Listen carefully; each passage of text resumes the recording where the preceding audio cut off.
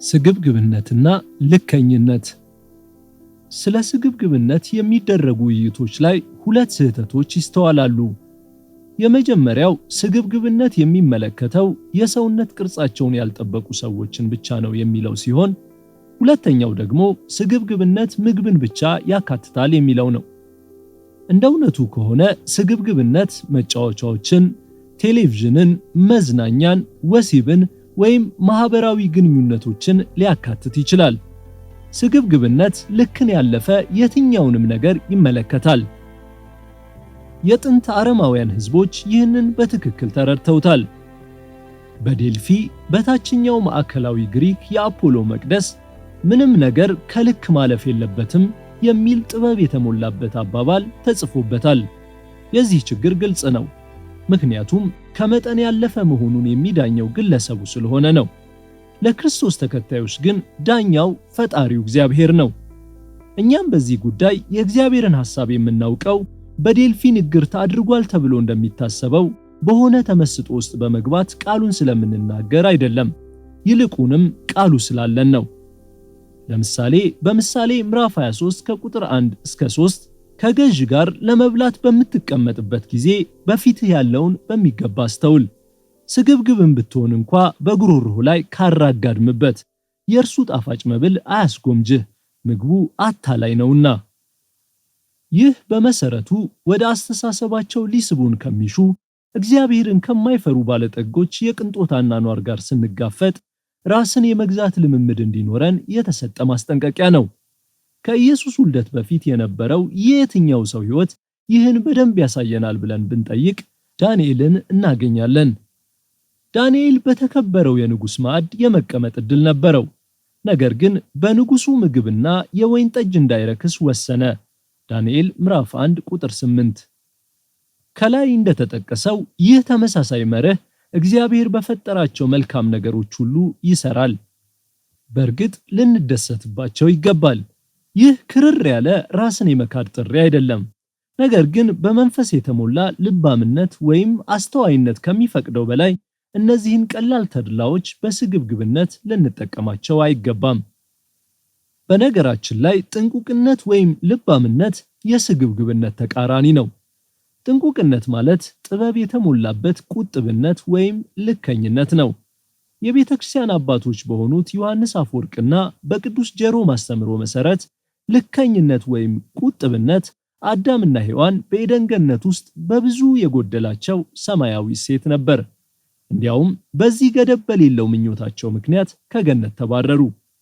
ምክንያቱም ልክ እንደ ጥንቶቹ ግሪኮችና ሮማውያን ከልክ ያለፈው ነገር ምን እንደሆነ ለመወሰን ራሳቸውን እንደ ፈራጆችና ዳኞች ከፍ አድርገው ስላስቀመጡ ነው። ስግብግብነትን ወይም ልከኝነትን አለማወቅ ብዙዎቻችንን ነገሮችን ሁሉ እኛ በምንፈልገው መንገድ ብቻ እንዲሆኑ እንድንጠይቅ ያደርገናል።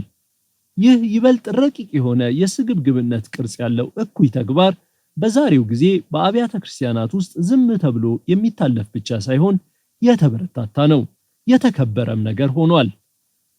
እንደ ጥንቶቹ ሮማውያን በሆዳምነታቸው እጅግ ብዙ ደስታን ከመፈለጋቸው የተነሳ ምግብን ከተመገቡ በኋላ ተጨማሪ ለመብላት ሲሉ የበሉትን የሚያስወጡ ሰዎችን ለማግኘት ይቸገሩ ይሆናል። ነገር ግን አስተዋይ ዓይን በብዙ ሁኔታዎች ውስጥ የረቀቀ ስግብግብነት ብለን ልንጠራው የምንችለውን ነገር ያስተውላል። ሴስ ሉዊስ በስክሩቴፕ ሌተርስ በተሰኘው መጽሐፋቸው ይህ ምግባር በታካሚው እናት ላይ ጉዳት ሲያደርስ ያሳያሉ። እርሷም ለእንግዳ ተቀባዮችና ለአገልጋዮች አስፈሪ ናት። ሁልጊዜ የቀረበላትን ነገር ወደ ጎን በማለት በየዋህነት ስሜት በትንሹ ተንፍሳና ፈገግ ብላ ኦ እባካችሁ እኔ የምፈልገው ቀጭን ግን በጣም ቀጭን ያልሆነ ትንሽ ሻይ ብቻ ነው፣ ደግሞም በጣም ትንሽ ጥርት ያለ የተጠበሰ ዳቦ ብቻ ነው ትላለች። ሉዊስ እንደሚጠቁመው የፈለገችው ነገር ከቀረበላት ያነሰና ርካሽ ስለሆነ ብቻ ለሌሎች ምንም ያህል ከባድ ቢሆንም የፈለገችውን ለማግኘት ያላትን ቁርጠኝነት እንደ ስግብግብነት በፍጹም አትገነዘበውም። በእርግጥም መላ ሕይወቷ ለዚህ አይነቱ የስሜት ባርነት ተላልፎ መሰጠቱን ስታውቅ ትደነግጣለች። ወርሙድ ለስክሩቴፕ እንደሚያስተምረው የዚህ አይነቱ ስግብግብነትን የተላበሰ ስሜታዊነት ዋና ጥቅሙ በንጽህና ላይ ለሚሰነዘር ጥቃት እንደ መድፍ ዝግጅት ሆኖ ማገልገል ነው። በእርግጥም የመድፍ ጦር ለፈጣንና ቀጥተኛ ጥቃት መንገዱን ለማመቻቸት የጠላትን መከላከያ ይደበድባል። በውስጣችን ላለው ለዚህ ዝንባሌ ደንዝዘን እስከኖርን ድረስ በግዴለሽነት በያዝነው መንገድ እንቀጥላለን። ይህ በየአብያተ ክርስቲያናት ብዙም አለመሰበኩ ለዚህ አስተዋጽኦ ያደርጋል። በመጨረሻም እንደዚያችው የታካሚው እናት መደነቃችን አይቀርም። ከዚህ የረቀቀ ስግብግብነት ጋር ተያይዞ ሌሎችን እስከ ማራቅ ወይም እስከ ማናደድ የሚደርስ ከእነርሱ ከልክ በላይ የመጠየቅ ዝንባሌ ብዙ ጊዜ ይታያል። ጓደኝነት፣ የትዳር ግንኙነትም እንደተጠበቀ ሆኖ ከእግዚአብሔር የተሰጡ እውነተኛ ስጦታዎች ናቸው። ነገር ግን እነርሱም የስግብግብነት ማረፊያዎች እና መጠቀሚያዎች ሊሆኑ ይችላሉ። ከሰው ትልቅ ነገር መጠበቅ አንድ ነገር ነው።